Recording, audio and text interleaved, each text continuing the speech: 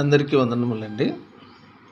ఈరోజు దేవుని పిల్లలైనటువంటి వారు, సేవకులైన, విశ్వాసులైన, సంఘ పెద్దలైన చేస్తున్నటువంటి పొరపాటు ఏమిటంటే, కావాలని మర్యాదలు కోరుకుంటూ ఉంటారు.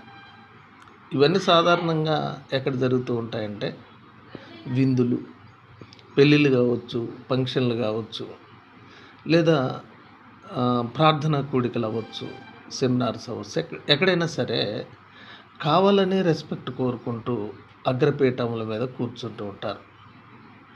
తర్వాత వారికన్నా గొప్పవారు ఎవరైనా వచ్చినప్పుడు వారికిచ్చే మర్యాదను చూసి వీరు ఫీల్ అవుతూ ఉంటారు.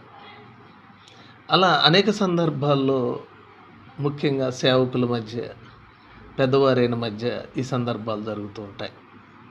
కానీ ప్రభు అయిన దేవుడు ముందుగానే ఈ మాటను మనకు తెలియజేశాడు.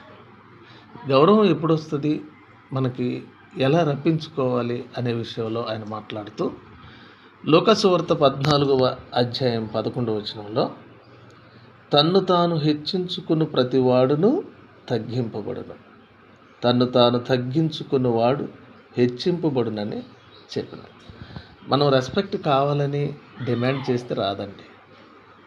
దేవుడి అనుగ్రహం ఉంటే, మనకున్నటువంటి దేవుని కృప చేత మనకు వస్తుంది.